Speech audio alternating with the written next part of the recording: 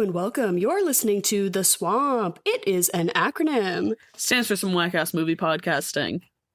And on this day, before we talk about Gerald's game, I'd like to talk about some other really important acronyms. Just, if we're talking about getting spicy in the bedroom, we're going to do rack, some risk-aware, consensual kink, okay? Not happening in this film. That's for sure. What else are we talking about? The C's, the four C's: caring, consent, communication, caution. That is also important. Consent. What do we know the acronym about consent that everyone learns their freshman year of college when they weirdly do Parents' Day and they're like, we're all gonna watch the consent is tea video. Did that happen to anyone else? No. Anyways, fries, freely given, reversible, informed, enthusiastic, and specific. Okay, Gerald, he did not have any sex ed classes. Clearly. That's for fucking sure. Also, PSA, the handcuffs. A key should not be involved. Nowhere should a key be involved. Even if they're the joke fuzzy ones and they were cheap, if there's a key, and no, we're not using them. No. I could not reasonably... Yeah, I think that was really where red flag number one came from, because I think as adults, no one... I mean, listen, everyone's having sex, right? We're all boning. No, never would I ever look at someone and say, yes, absolutely. Just leave me here. Especially now that you've seen this movie, God. You could say, what, you're gonna Gerald scam me? You're gonna Gerald me? Die on top me? You're gonna Gerald me? Absolutely not. I think that's one of those things. I'm like, if you ever are in a situation with someone that has that or wants that, and it has a key sort of situation, or it's anything other than soft cuffs or something like that, giant red flag. Get the fuck out of there. There's Unless no reason. You've had a lot of specific conversations ahead of time about what risk awareness, okay? I think unless you are both active, participants and fully, knowledgeable in your kink community, I want to fucking hear it. There's no half measures on this shit. Well, and that is to get into a bit of a serious note before we talk about Gerald's game for some content warnings, okay?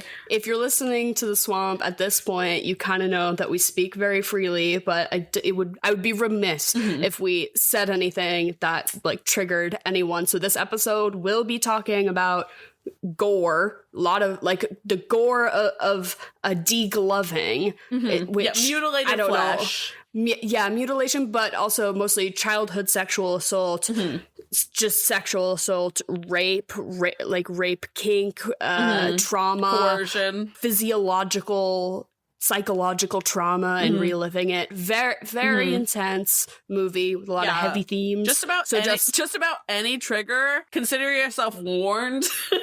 Just before we get into it, because the premise of this movie is that the mom from Spy Kids, Carmen and Junie's mom, gets tied up by her older gentleman lawyer husband, played by Bruce Greenwood, who when he popped up, I was like, ooh, Huddy. And then I was like, why do I think that? Because he hasn't done anything hot. I'm like, what kernel in my brain is oh, IDs him as hot? And it's because he was a late Mad Men, I think the last season, he was a love interest for Joan, and he was a wealthy older gentleman kind of guy. And he was also in the 2009 J.J. Abrams Star Trek movie, which I did really love at the time. And he also plays fucking Chris Pine's hot dad who comes in and takes charge. So that's where I was getting Bruce Greenwood. Okay. But then immediately he was giving me the ick because he ties up his wife. He has this younger wife. We get some shots there going away to their cabin, which of course this is based off of, we're doing Stephen King stuff this month. Yeah, by the way. This is based off of a Stephen King book, not even a short story. This is a whole ass book. Which is interesting. So she gets tied up because they're going to the cabin to spice up their marriage and do sexy times away where no one can hear you scream. The fact that she signed on to this in general, I'm because I also do feel like this was part of what he said he told her. Obviously, I'm not sure that I believe that. Right. We get little why indication. You gotta go fuck in the woods, though? of like what the pretext was for what's her name, Jess. I don't want to just call her the mom from Spy Kids. That's so rude. Jess, our protagonist, Jess, she is like, okay, I'm into this. You know, I put on my little slip. It's sexy time. And then he pops a little Viagra and he's like, I'm ready to party. Let's get to Pound Town. And we get the sense that like they have not made love in quite some time. Energy about their marriage, you know, she's quite tense about it. I wanted to ask, because I wasn't sure if I caught this right or not. He takes 2 Viagra, right? Is that the whole thing, like the precursor to like, oh, that's why he gets a heart attack? The precursor to the heart attack is the Viagra. The double dose. Because he's ready to go to Pound Town. And so he's like, I'm into these handcuffs. And he handcuffs her to the bed in a very unsafe, unprofessional way. Okay, be a fucking professional. When you're having sex with your wife or anyone, be fucking courteous and that's for professional sure. And responsible. Yeah. Okay. But anyways, Gerald is doing none of these things and he chains her up basically and starts getting on top of her. But then he starts divulging more into this like rape fantasy where he wants her to scream. He's like, scream for help as loud as you can. And she's like, whoa, I don't know if I really want to do that. And he's like, hey, you're really killing my vibe. And she's like, no, I'm sorry. It's just like, it's like, this is feeling kind of weird. And they're like starting to have a conversation about it, but he basically immediately guilts her into being like, no, I guess we can sort of try it. And then he like actually does start raping her and she's actually screaming for real. And then she like kind of bites his lip and he sort of pulls back. And then he has a heart attack and dies on top of her. And then his body sort of slumps over and she has to kick him up with her legs and then she kicks him onto the ground. And then there's this, basically the rest of the movie is her internal psychological dialogue where she imagines, you know, a version of him and a version of herself in the room talking to her, talking about how are you going to get out of this situation? What are you going to do? And, you know, they're giving her advice and stuff. But then also she starts to see the Hat Man and the Hat Man is like offering his bag of bones in the corner. And she's like, whoa, I do not like that. Do not want to deal with that. That cannot be real. Daytime again. It's like, how are we going to save ourselves? She's getting water. She's making a straw to drink the water. It's like a lot of problem solving. But then basically what it comes down to is that she has to relive her childhood sexual trauma and face the fact that she shouldn't be blaming herself. And then once she sort of gets that breakthrough, she degloves her own fucking hand and rips all the skin off to the fingertip in a viscerally disgusting sequence that like, it's so hard to watch. Yeah, I was having a really hard time with it and I knew I was going to because I first of all, I want to go on record and say this was my choice for the movie. And I'll go on the record and say that I've watched this movie more than once, so it's no one's fault. Hey, the theme of the film, it's not your fault. It's not your fault. Thank you. But I was told that this was the most fucked up one, so I was like, well, if we're doing Stephen King month, I want us to do, you know, the most fucked up one. I didn't realize exactly in what ways. Like, actually.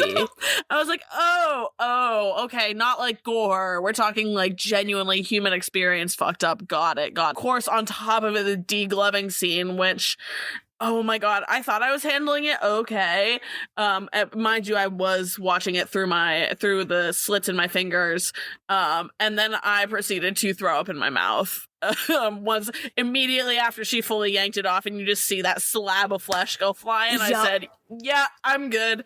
Vomited and swallowed it. It was really awesome. This was definitely a movie that I did a craft during, which is very tactful because then you can look down at your craft when he's jerking off on his teenage daughter's back in the eclipse. You know, it's like, and now we're going back to the craft. What was your craft? Can I ask? I was carving a stamp because I had a request from someone to make like a hand stamp. Yes. Like for an activity. Sure. I don't know if you can see. I have one on my arm. I was doing practice ones, but I was making a stamp for my friend is hosting a Renaissance fair. Wait, are you doing runes? or something? What are you doing? No. What are you doing in your hands? It's a mouse. It's a mouse? Okay.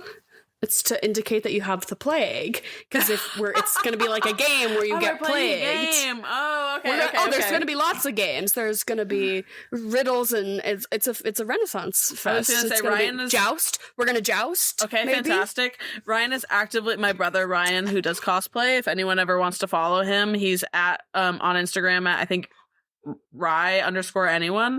But he's big. I'll put it in the link below in the description. If anyone's a big cosplayer, this kid is fucking nasty at it.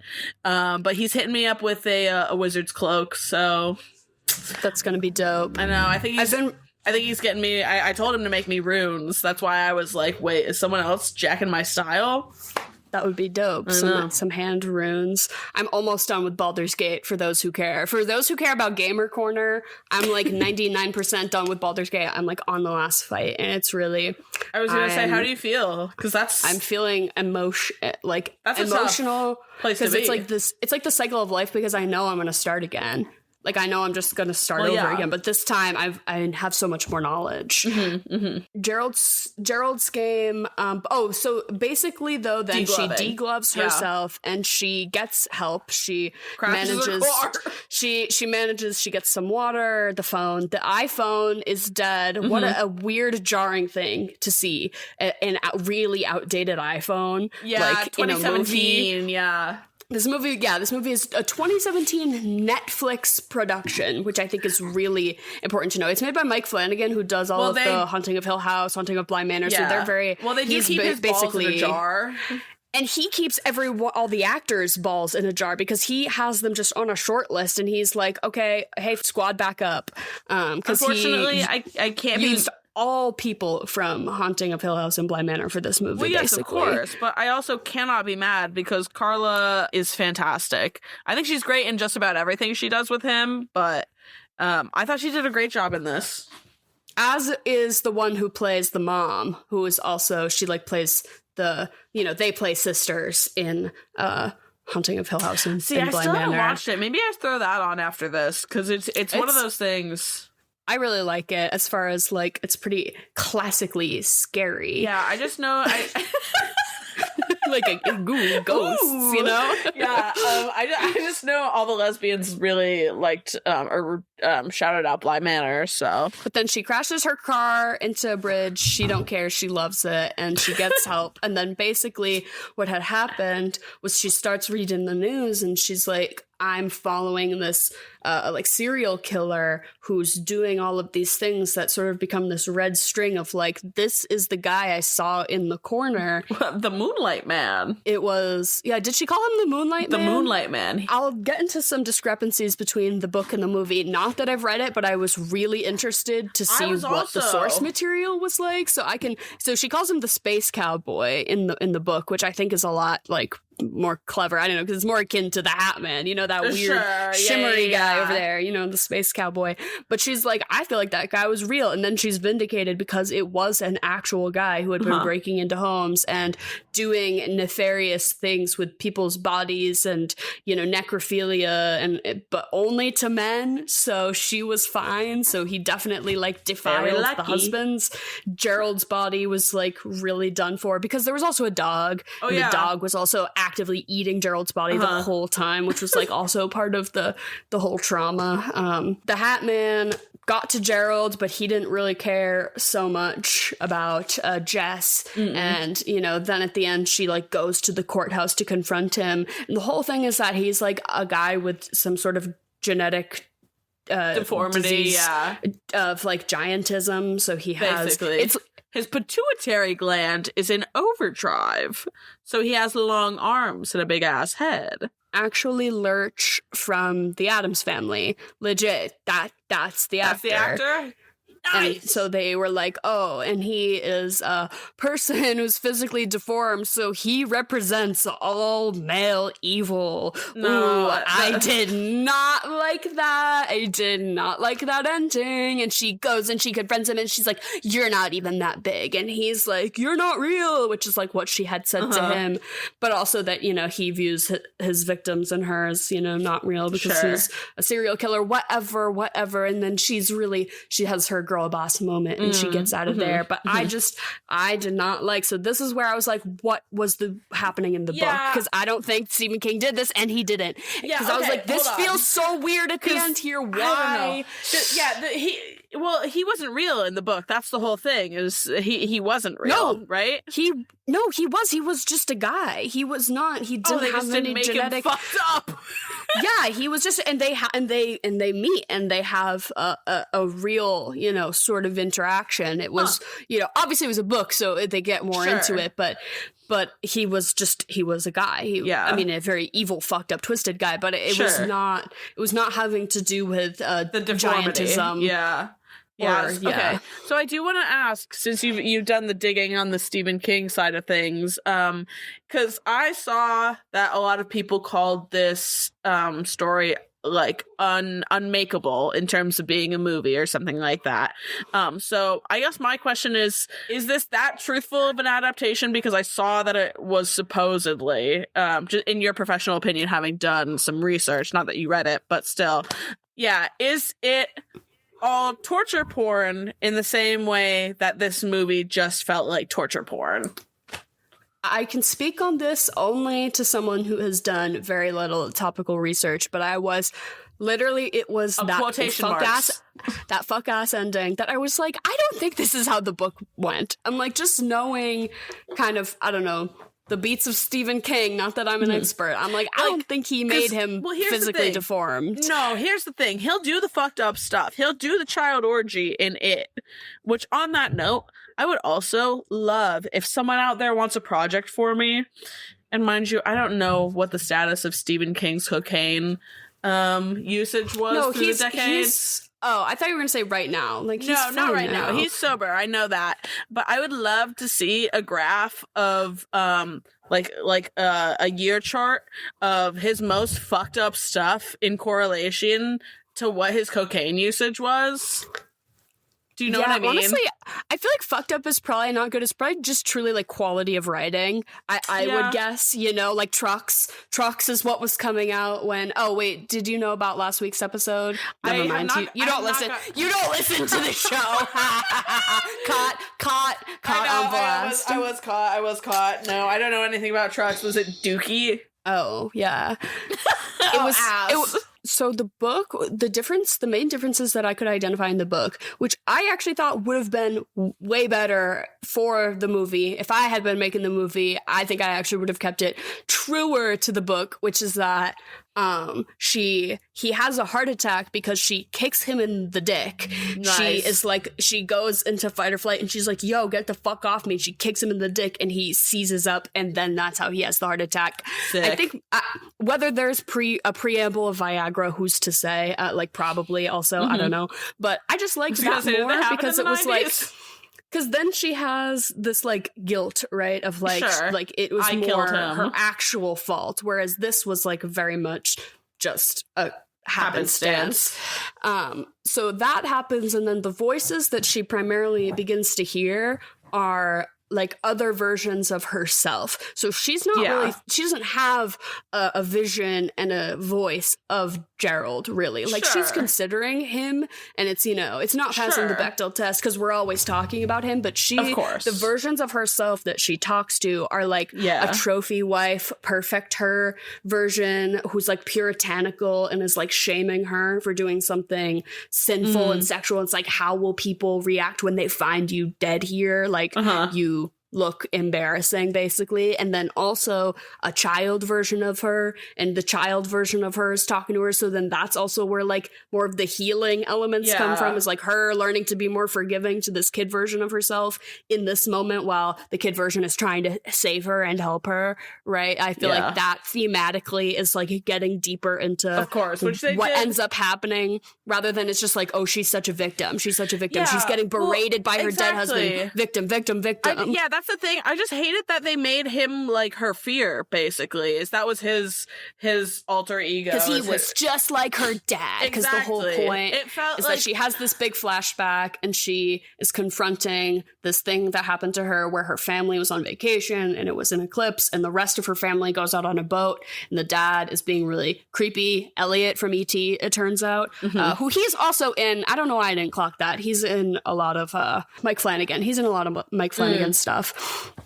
But the dad from E.T. is like, sit on my lap. You look so good in that dress. Just like classic creepy dad shit, creepy uncle shit. And he jerks off onto her back while the eclipse is happening. And then they have this really loaded conversation in the house where he basically immediately like gaslights her and is like, well, you don't want anyone to find out about this. Like everyone's going to blame you. And then making her feel like, oh, I need to keep it a secret. And then she obviously carries that with her into adulthood, which is why it's important to go to therapy. Folks, not saying that she didn't, but is for sure.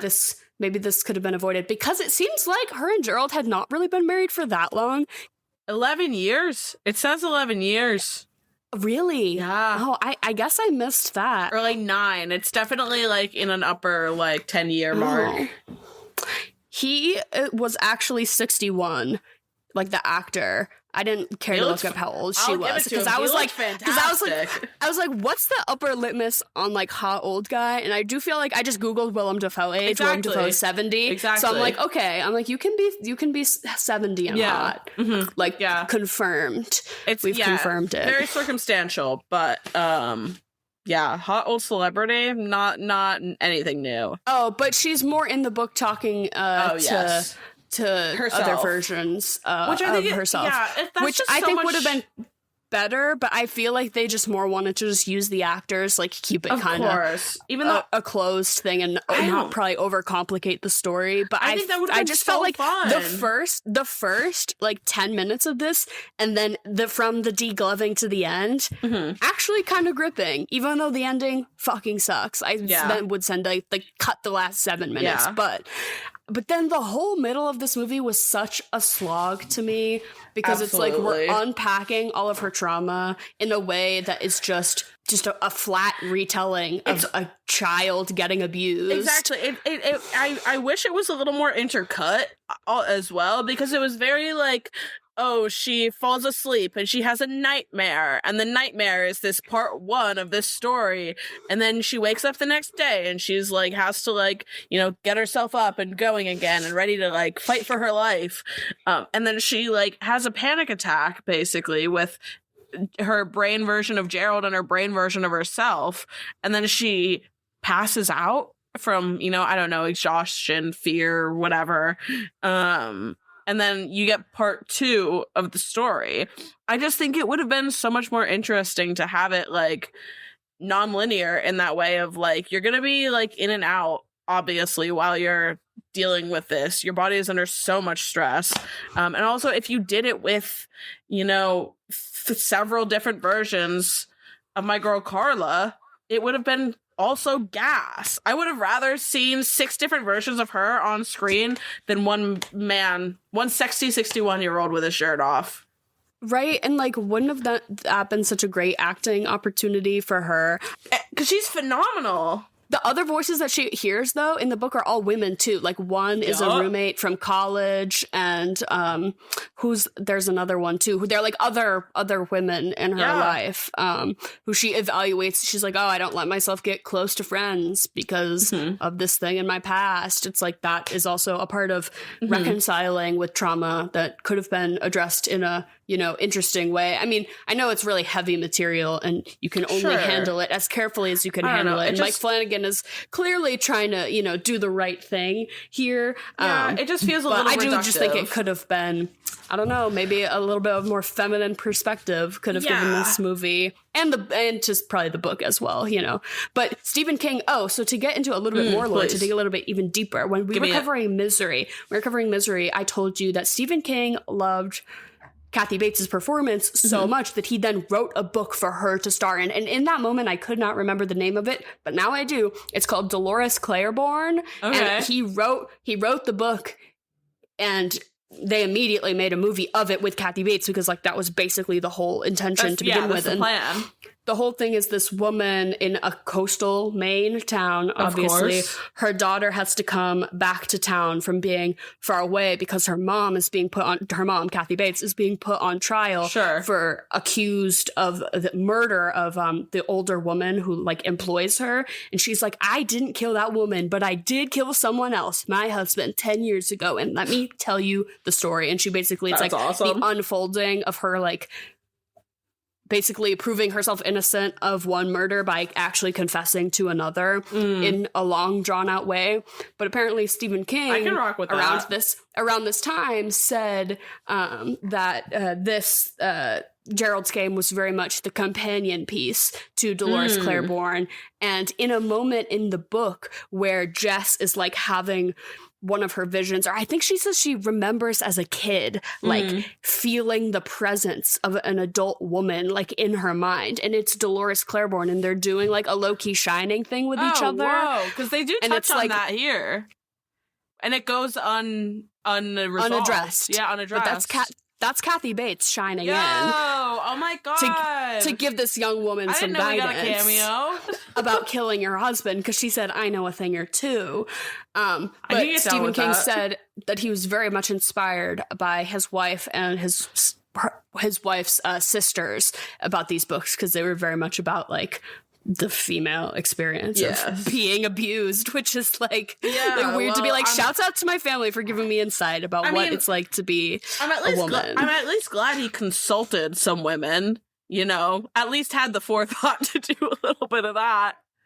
I do wish that someone else consulted the casting director though, because sorry, what was that actor's name that played Gerald? Can you tell me? Bruce Greenwood. Yeah, Bruce Greenwood has gay face. No, really? You think he's gay? I don't know that I think he's gay. I think he has gay face.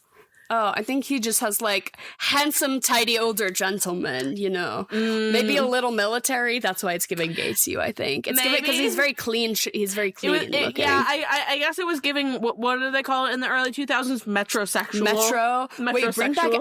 Everyone was saying, I do not think it's good. All this talk of like, bring back more slurs, use more slurs. Like, that is really fucked up, actually. Please do not speak like that. Please.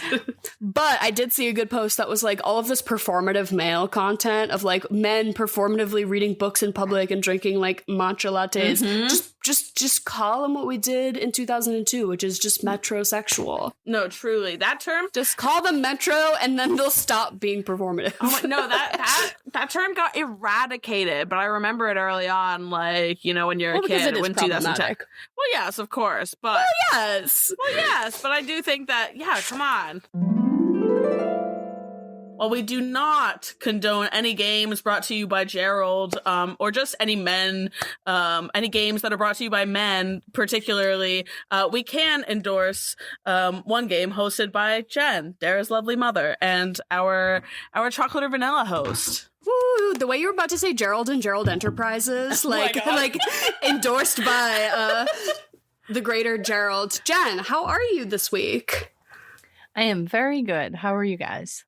Doing okay. I'm all right, considering that I watched this movie this week. Yeah, rough one.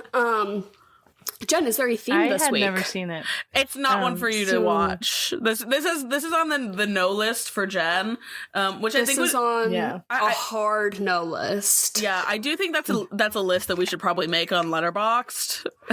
Hard no's. Yeah, would I watch this with my mom? And then I will make a list of the movies we have watched together, like Poor Things, right? I watched that with you, and that was normal. And like we've watched some very inappropriate and very intense films together, but that is very different than a no movie, you know? You feel? Yeah. Jen, did you watch Promising Young Women with us? Or Woman? Yeah, we all watched it together, and we all got so drunk because we were like, we had to keep getting drunker. Yeah, we're like, we had Bo Burnham keeps showing up. I had another shot. Yeah, I do feel like at one point we switched to hard liquor because it was just undoable. It was that bad. Yeah. And I'm a Carey Mulligan fan, so I was really bummed out. I'm still really I still feel pretty betrayed by that one. I learned a new layer of information recently, actually, though, about the Wuthering Heights movie. I don't know if this is true or not. Okay. Come on. Put this in big fat quotation marks. I don't know if this is really true, but somebody said that the reason it's Margot Robbie and Jacob Elordi in the movie, even though that doesn't make any fucking sense for Wuthering Heights, is that what it's really about is a girl in high school reading Wuthering Heights for the first time, and then it's like we get cuts of what she's imagining it, because it's like she watches Euphoria and she's a modern day teenager and she knows, and Margot Robbie is breaking the fourth wall, is Margot Robbie, but just is who she's picturing when she's reading the book. Or at least that's the angle of the film. See, what I've heard, the reason they were cast, mayhaps, this might overlap as well, I guess, but is the reason that Jacob Elordi was cast, and I feel like this is bullshit because it sounds so stupid, but I also can discredit it because it could just be so stupid. But the reason that he was cast was because he looked like the artwork that was on the first edition that Emerald Fennell had read of the book. And she was like, I'm just going to run with that. This could be true. It's one of those ones that I'm like, I definitely just saw it on Twitter and have no actual credibility to it. But again, big quotation marks around these pieces of news we're delivering to you. Yeah, no, I would like to think that most of our podcasts and just about every episode we put out has big fat quotation marks just around the whole thing, because we really do spout some like bullshit.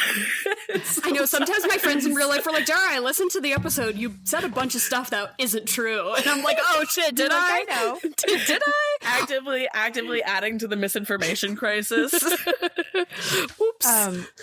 So Dara, speaking of a movie we saw recently, I was on the treadmill today at the gym and I did 3.0 miles per hour. That's actually my normal pace, right? Yep. And that makes you walk a mile in 20 minutes. And usually I do that as my warm up. And today I'm like, I'm going to do 2 miles. So I did 2 miles at 3.0 miles per hour. And that's as much as I could do. So I would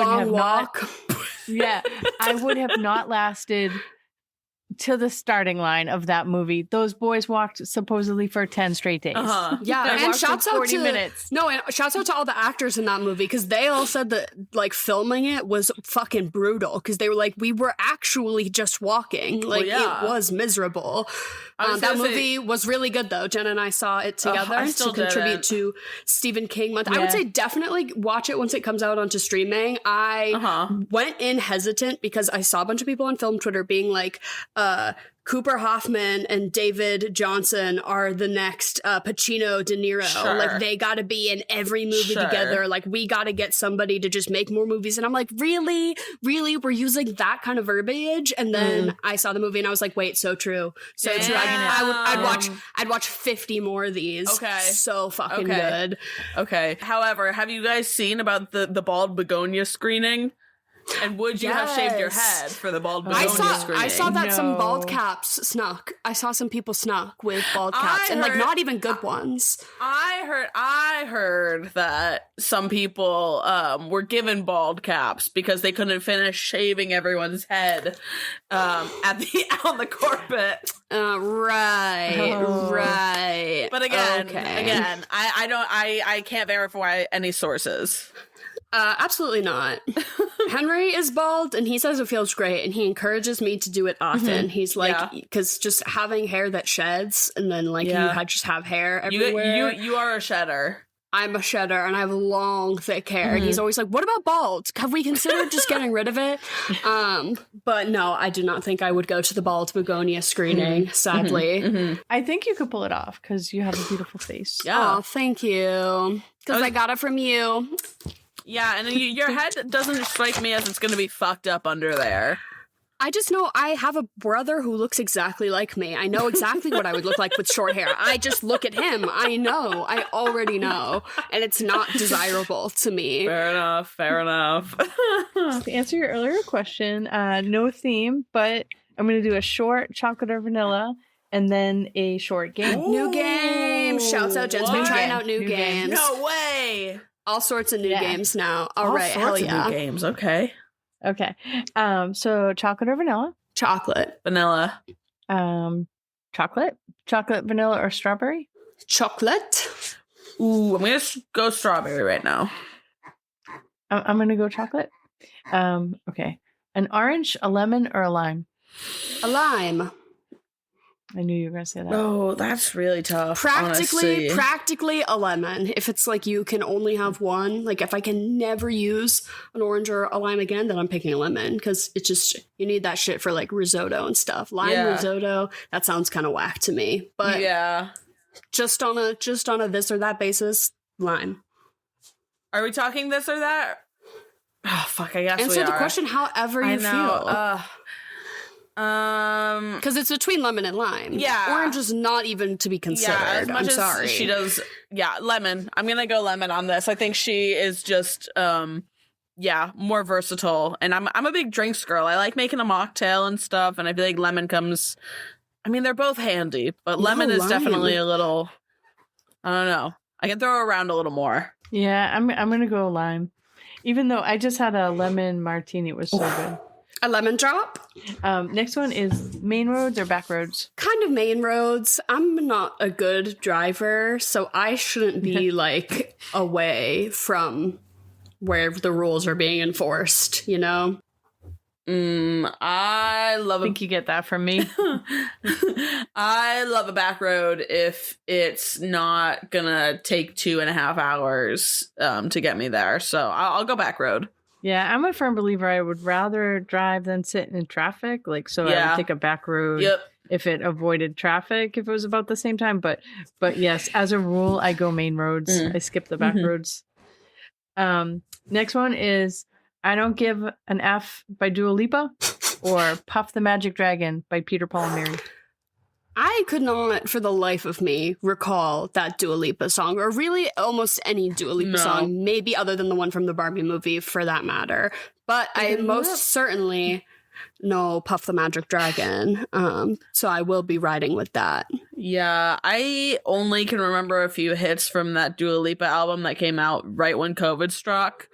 And I feel like that's just a trauma bond thing. But Puff does occupy a place in my mind as well. So I'll go Puff. The Dua Lipa song was my earworm today. That's why I put it on there. But I will go Puff the Magic Dragon because that is a classic. Wait, do you want to hear a really cute piece of news that I saw? Her and her boyfriend, Callum Turner, who's an actor, but have I ever seen him in anything? I don't really know. But he's a British man. That they met each other and he saw that she was reading the same book as him and he was like, I'm reading that book right now. I just finished the first chapter. And she was like, no way, I just finished the first chapter. So they were on the same page of the same book and they had just met each other. Isn't that so cute? That's such like a story, but literally this is a fan fiction. Her whole life is a fan fiction. Apparently she runs a very good blog that like is book reviews and recommendations. I bet she probably reads... got a really fire Substack. I did not know about this. Yeah, she's probably on the SJP level of like just ripping books, because what else are you going to do laying on the beach all day? Real. She is always on vacation. That is so true. Dara, I just looked him up and I was like, he does look familiar. Dunkirk? Who's on the Boys in the Boat? I did not see that movie. Apparently he's chose to not participate in that phenomenon culturally. I just saw some really good reviews for that movie that he's in coming up with, Elizabeth Olsen and Miles Teller. Have you seen this? Oh. No, what's it about? Divine Joy Randolph as well. They're all dead, and basically they get this like trial period in purgatory, and you get to decide where you want to go and where you want to live in your afterlife or whatever. And Elizabeth Olsen has beautiful dead husband Callum Turner, who died like young and in the war, and so she never got to be with him. And then on the other hand, she has Miles Teller, bumbling oaf, but she was with him for 60 years and she has to figure out where she wants to spend eternity with. So interesting. I heard movie of the year, but that's just what Twitter's feeding me. Interesting. When does this come out? Soon? I think it's super soon, if not already popping out. Tis the season. Yeah, that looks good. Release date, November 2025. What is it called, Jen? Eternity. Interesting. We'll have to check it out. vanilla cake with a layer of strawberry in the middle, or vanilla cake with a layer of raspberry in the middle? Ooh. Absolutely raspberry in the middle. Yeah, I think raspberry. Yeah. I think I'm choosing raspberry over strawberry like every time. Like jams as a fruit. There's no situation where I'm not having something strawberry where I'm like, this would be better if it were raspberry. Interesting.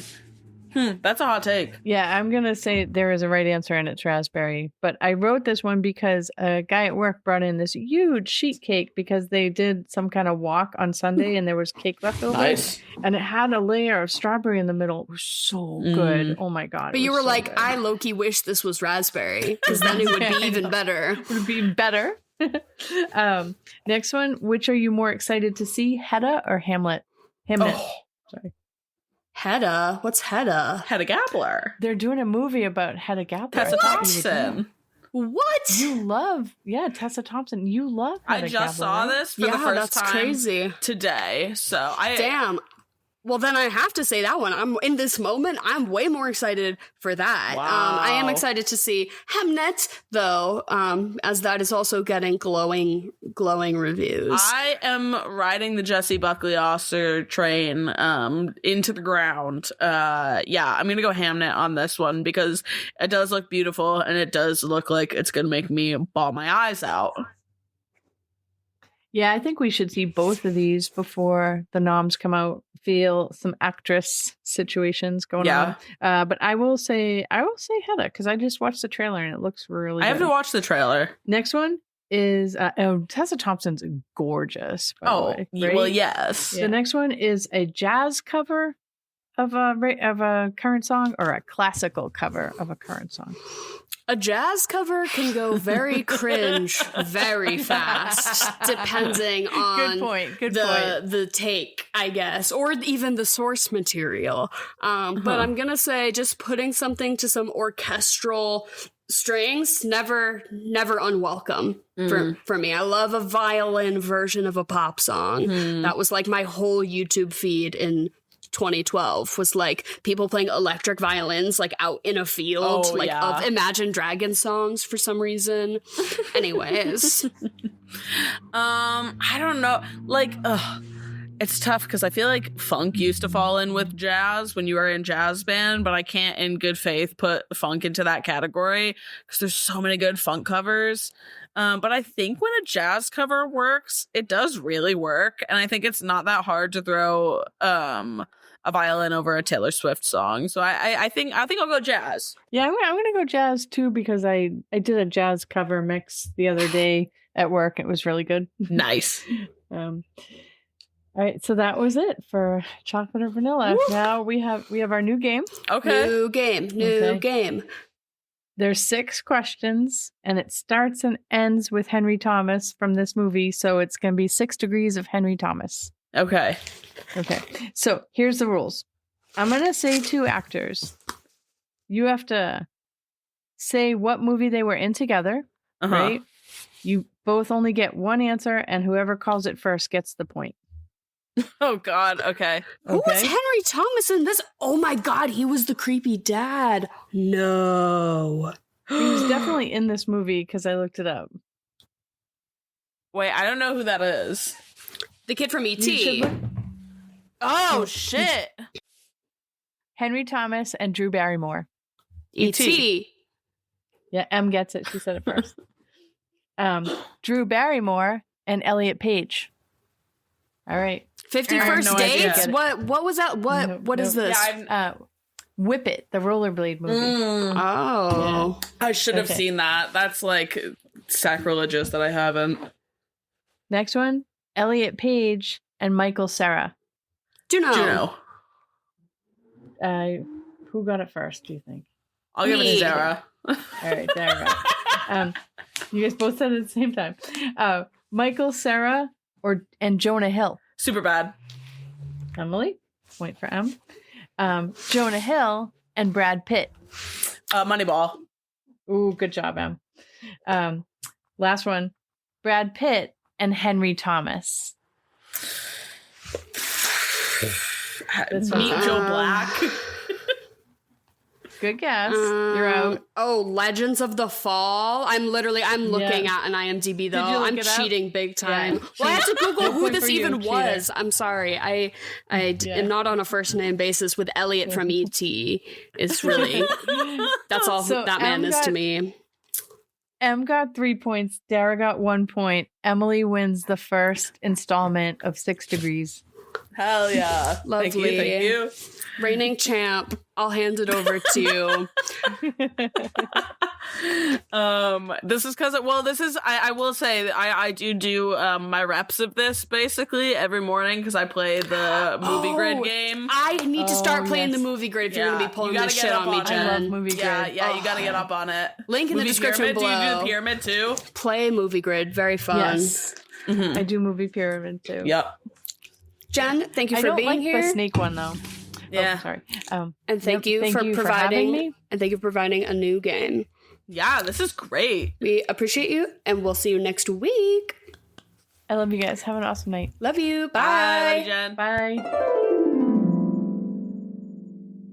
My lore with this movie is that 2017 is when this movie came out. Mm-hmm. That's also the year that we graduated high school and started college. Yes, ma'am. And the college that I attended did not have dorms, so you had to just get an apartment nearby if you wanted to live near the campus. But there was a apartment complex fairly close by that a lot of students lived at, so you could join like a Facebook group of like, hey, gonna live at this complex, who wants to try to be roommates? Because obviously who can fucking afford their own shit when you're impossible 18. And so I found some roommates on Facebook, which was not a really great idea, but they were actually kind of okay. But it was, not, I wouldn't shout it out necessarily. Yeah, not ideal. Not the ideal situation. Not ideal. And one of them showed me some really weird movies, including Tusk, which if you know, you know, but it was sort of like, you're like, oh, it's like, oh, we're going to do that thing where you like meet new people and you're like, yeah, I'm going to show you the most fucked up shit. Yeah. And I'm like, okay, I kind of got over doing that in middle school on the bus with like YouTube videos, then you're like, haha, and you sort of get your like, my system at a normal age. This is someone being beheaded and it's 7:30 in the morning. Whoa, gotcha. Is kind of what this movie felt like to me. Yeah. Because it was like, oh, we have to watch it. She had seen this before and she was like, you have to see this movie. Like this is amazing. And this was also in a slew of, she made me watch like all of those horror movies that are about your senses getting taken away. So like, oh my God. Bird Box. Sure. And, the Mike Flanagan, the girl who plays the woman, the actress who plays the mom in this movie in the flashbacks, who's also in all the Haunting of Hill House shows. She plays the younger sister who wears the gloves, for those who know. She was in this movie, what is it called? Hush, where like she's deaf, but she's also like getting hunted in a house. Very similar to Gerald's game. Very, very specific vibe of movie that this roommate was showing me a lot at this time. Interesting. In the year 2017/18. Is where I'm at with Gerald's game. Yeah, I've watched a good amount of Mike Flanagan, even though I haven't seen fucking Hill House or Bly Manor. But what have you seen? Fall of the House of Usher? I saw that one. I watched Black Mass. Is fantastic. Did you notice a thing that kind of pissed me off about this movie? They were doing a little too many heavy-handed Easter eggs for me. Did you see he like throws a book at one point at the dog when the dog is coming in. Oh yeah, the dog comes in the haunting house or something.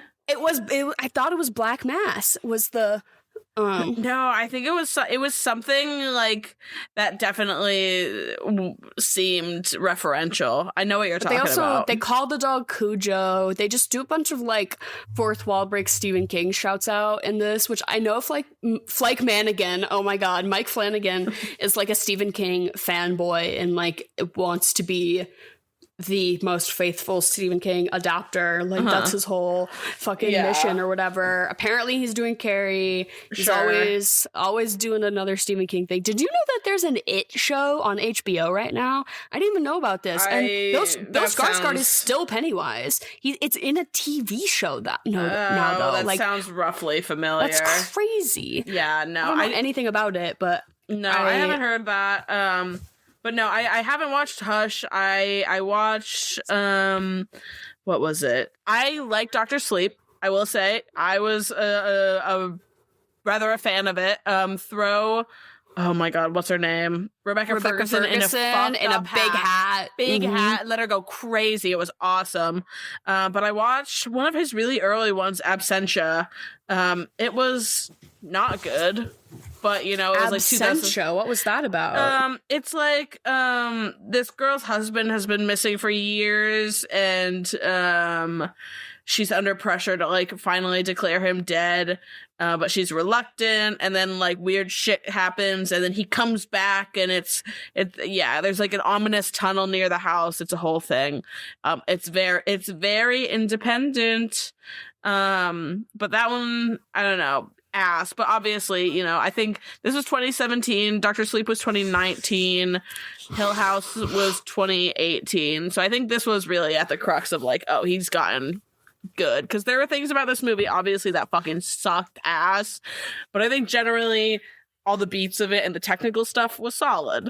I think the story was fine. I think he just really fucking lost it at the end. I just thought that this movie looked like a Netflix movie through and through, like that the lighting was giving like normie ass sitcom, and I was just like, tonally this is not vibing for me. Like it's giving really sterile, like sterile and front lit, and everything is like really like crisp. I don't know, I was not loving just the way this movie looked in general. I thought the acting was fine, but I did think the writing was kind of ass, where I was like, damn, I was like, I don't know if that was you, or like the way you said that, or if it was just like the words that were just not doing it for me. Maybe. I don't know. I would say, I would guess that it's the writing. I thought both actors were solid. I think that Carla, I can't think of her last name, can be a little one note sometimes.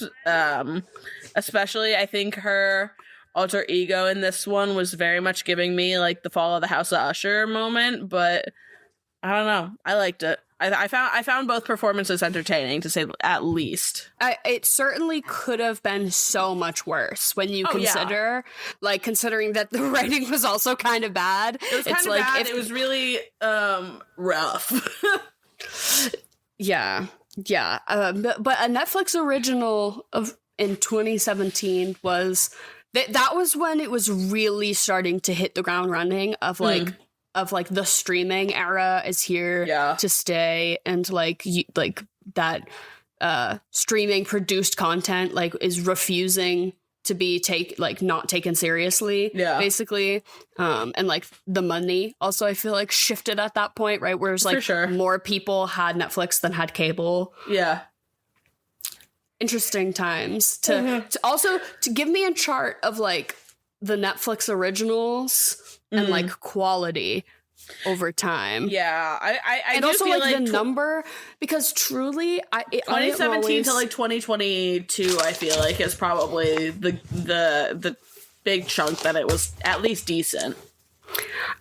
I just feel like back in the day, we all watched the same shows, and everyone watched Orange is the New Black, and you knew at lunch that you could ask your friends what they thought of the new season because everyone watched it. I just can't imagine. Now, I try to talk to my coworkers about TV, and we're just naming different things back and forth at each other until we find one, and it takes forever because there's just too much. TV ping pong.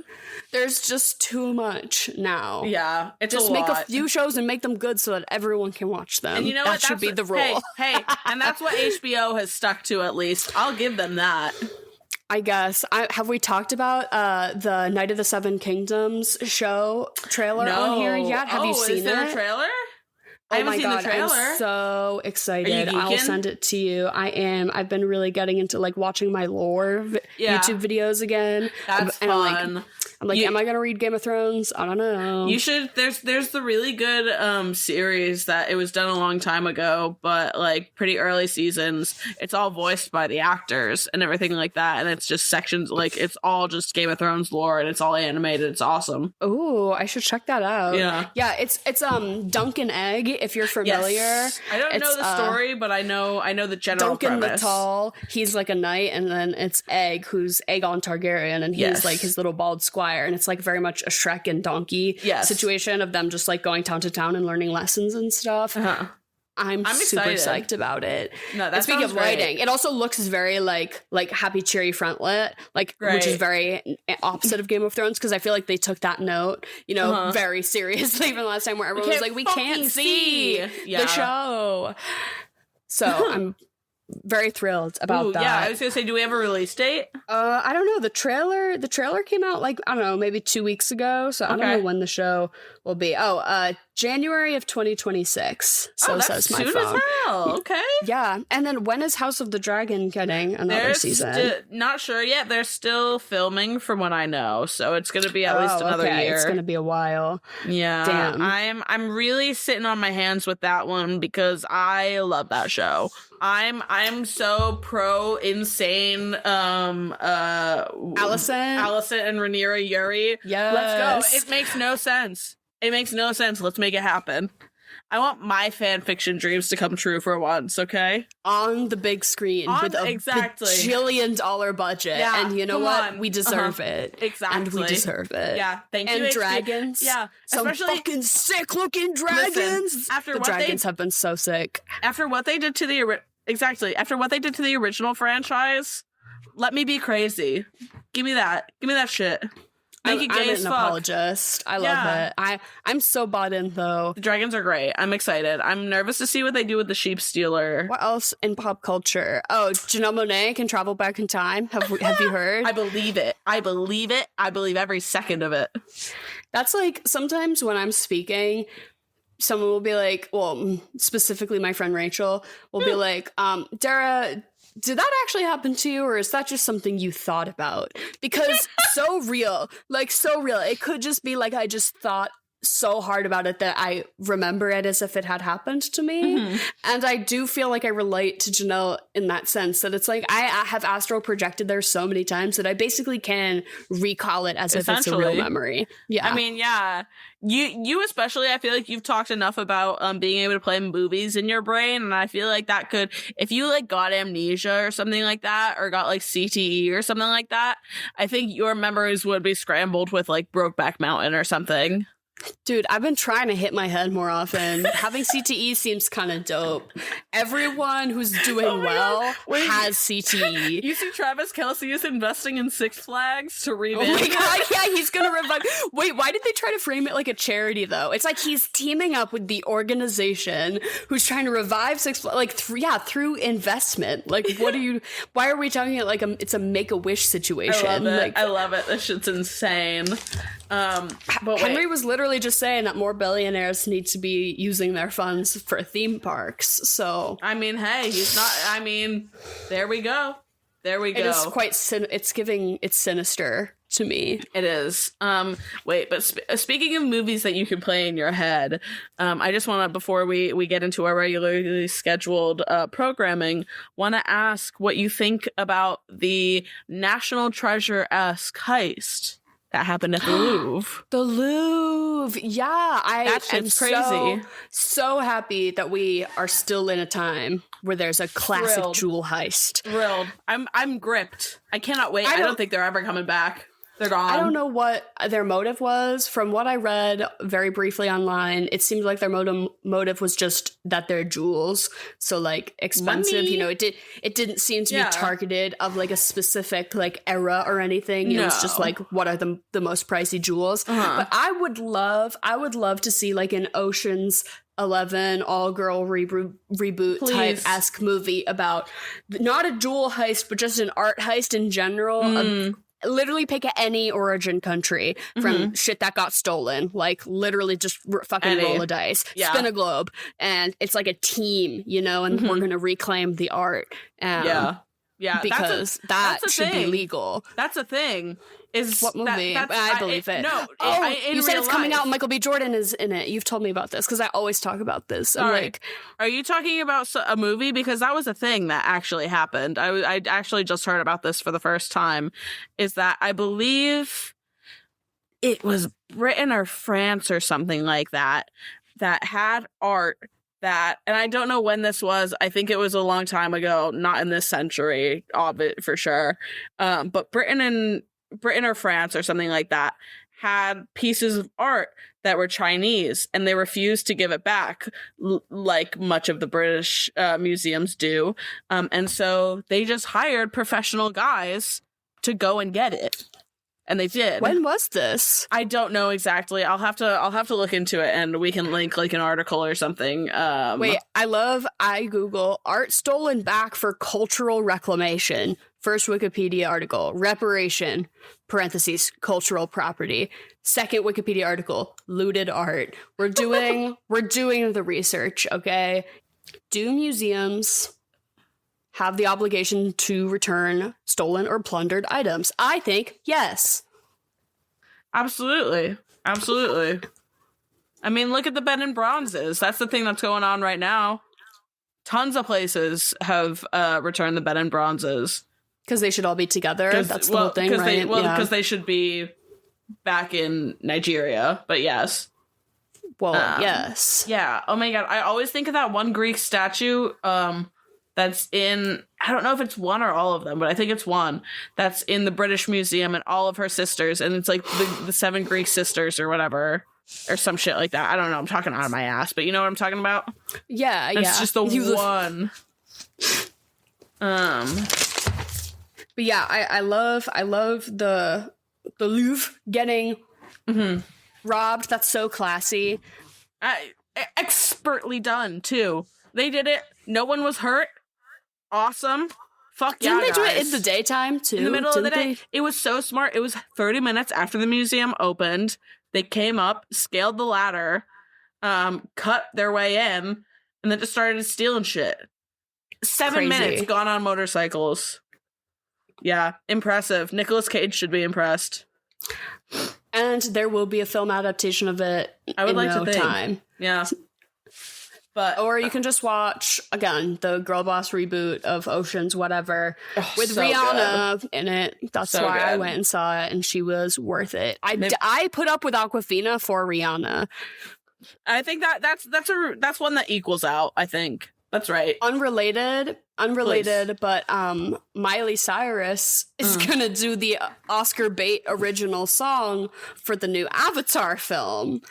I've been seeing all the official like bids of what the studios are putting forth to be considered, and it's like, you know, what songs from Sinners, because it's like, you know, they can only pick so many, and it's I think Sinners is gonna take it, but there is like low key a chance that K-pop Demon Hunters really does something. That's true. If Sinners doesn't, I think that'll be a real issue. The conversation is, you know, it's bubbling up. But it was like, and also the Miley Cyrus song from the Avatar Fire and Ash film. And I was like, what?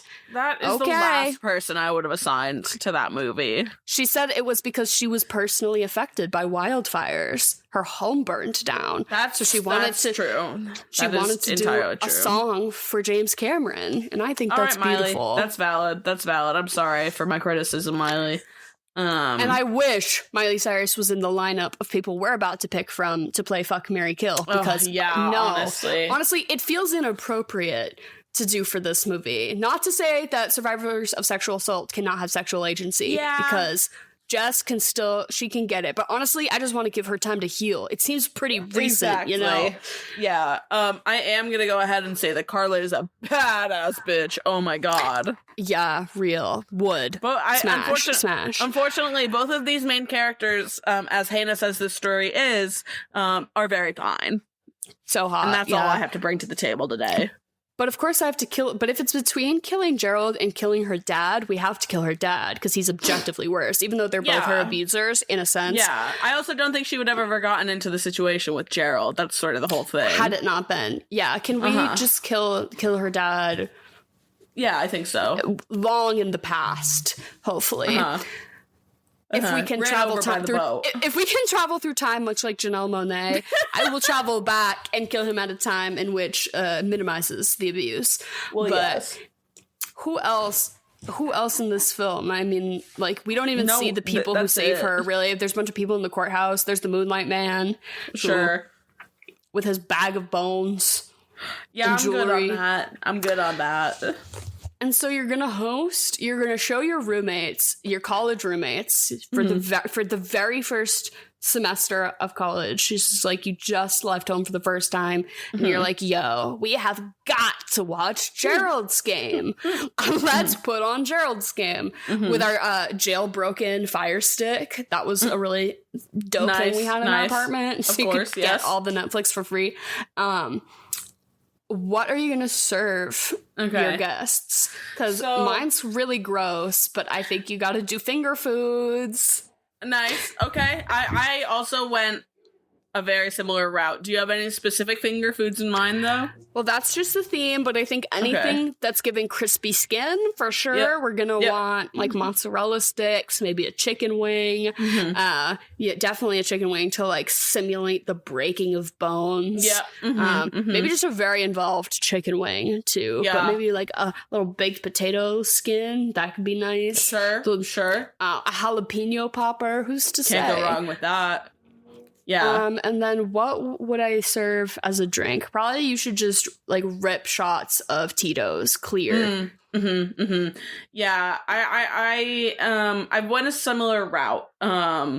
But unfortunately I don't think that this is very doable at home unless you have the specific mechanism for it. So I think you and your girls go out for Korean barbecue beforehand. Oh my God, I just went out. So, personal story corner. Sure. Have you ever been to the MGM at Fenway music venue? Yes. We had seats that were like obviously nosebleed back row seats, but like when the show was happening and everyone stood up, like legit could not see.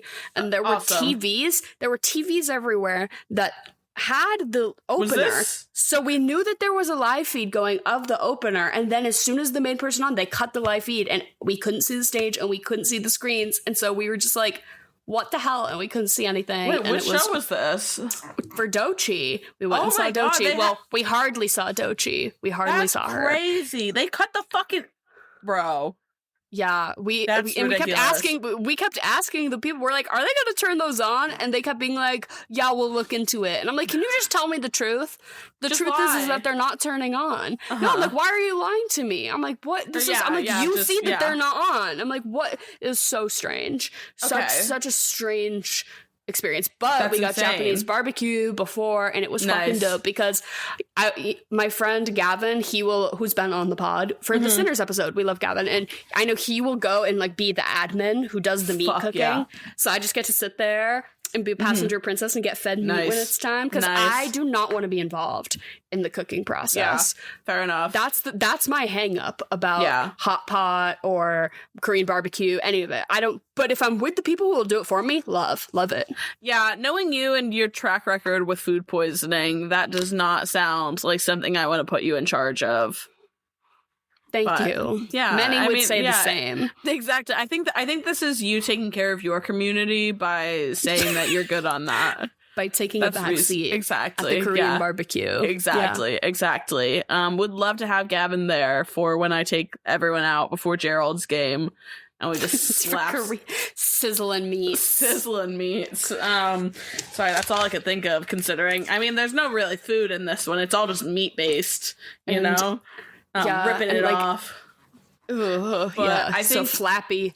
Yeah, but I think you get like a chocolate cake on the way home, and whoever is going to watch this movie with you, you each get a bottle of wine to yourself, because you're going to watch this movie, and then knowing girls, you're probably going to unpack some trauma afterwards, and that's okay. Yeah, but you're going to want to be blasted and only remember about half of what you said. So yeah, well, that's when I was shown this. I was like, is this supposed to be some sort of foray into us all like really revealing something about ourselves? Because I don't know if I'm ready. Tonight? I was like, I don't know if I'm ready for that with you guys. This isn't like, my schedule. Are we trauma bonding?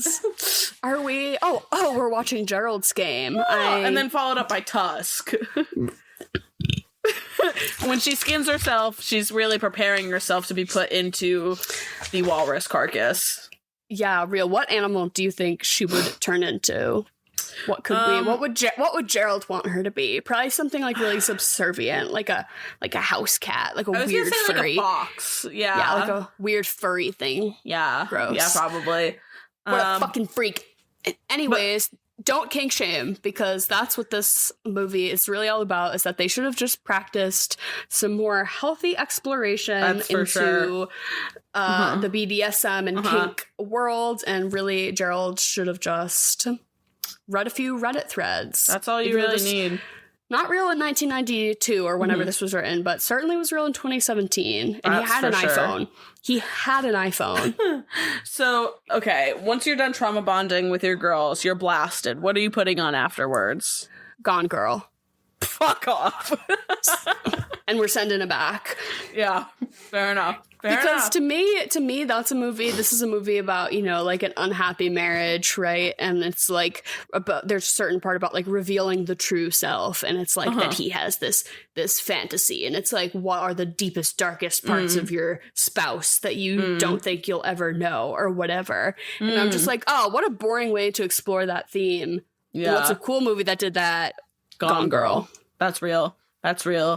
I also sort of went diagonally here. I think you watched that new Dave Franco, Alison Brie movie together. Also yeah, you saw that. You said it was okay, right? It was fun it was fun in a creepy way. It was still obviously a quote unquote horror movie. Don't drink the water that makes you non-binary. However, it's like a creepy cabin in the woods movie. You know, these two are faced with consequences of their actions and need to decide whether or not to rise or to succumb. And, you know, I can't say that they, come out on top the same way that, what's her name? Jessie does. Jess, yeah. But they come out somewhere. That's for sure. It's Isn't fun. that they like their skin melds together, right? Yeah. So spoiler alert for anyone that hasn't seen Together or is just wants to know how it ends. Basically, they become one person, and that's how non-binary people are made. Oh my god, that's what'd you say? Don't drink the water that makes you non-binary. It's oh my god, it's so funny. It's like it's that all non-binary people used to be two people who got fused together. It was just like there's a scene in this where like you see so ridiculous, you know, two gay men and it's just a man, but like at the end of this movie they basically fuse together and they just have the most androgynous lesbian walk out at the end, and then it's like cut to black. It's ridiculous. It's awesome. Wild. Maybe now I'll have to give it a watch. It's got some fun to it, I will say. It's a good like B sort of horror movie. It's a bit of an M. Night Shyamalan twist. Yeah, something like that. But and what are you gonna rate this movie out of 10? I'm gonna give it a 3.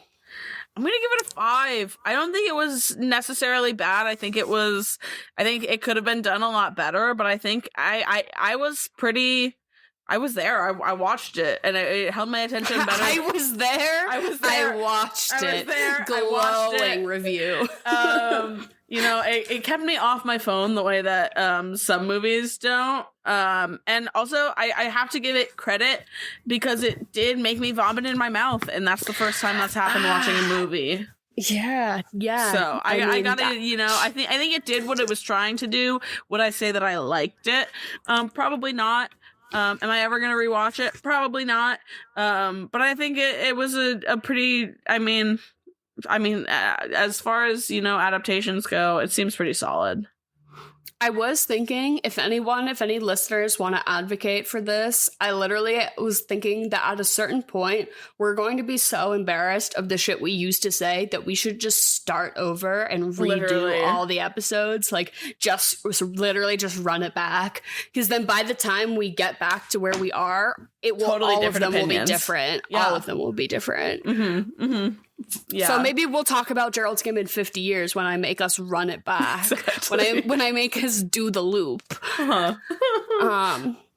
But thank you all for listening. If you have any suggestions for themes or chocolate or vanilla stuff for Jen, or just movies that you think we would be into, or if you just want to talk about pop culture stuff, you can DM us wherever we can be found, or send us an email, or, you know, reach out however feels appropriate to you. This episode is all about consent, so we consent to receiving your suggestions if you have them. Emily, let's end the episode with what's a movie that's coming out that you're excited to see? I'm really pumped about Frankenstein. I was just about to say I'm probably going to see Frankenstein tomorrow or something like that, but I am really excited for, I know I talked about Begonia earlier, but Die My Love is coming out, I think, like, super, super soon, and I cannot wait to see the freak off between Jennifer Lawrence and Robert Pattinson. Oh yeah, I've seen the press tour for that. Yeah, they're being so hot. They're being so hot together. Of them being like, "How did we meet?" And it's so like they're being so irreverent. That. No, I do. I know what you're talking about. I do need to watch that clip. No, have you seen the clip that they released from the movie of them like fighting? Oh, I've only seen it muted with people being like, she's overacting, and then other people being like, you've never lived in an abusive household if you think that this isn't how people behave. React. So that was the discourse I was getting about it, but I actually never watched the clip because I was like, I'm going to be annoyed by this. So I didn't watch it. I'll go watch the Night of the Seven Kingdoms and you go watch that clip. All right, deal. Deal.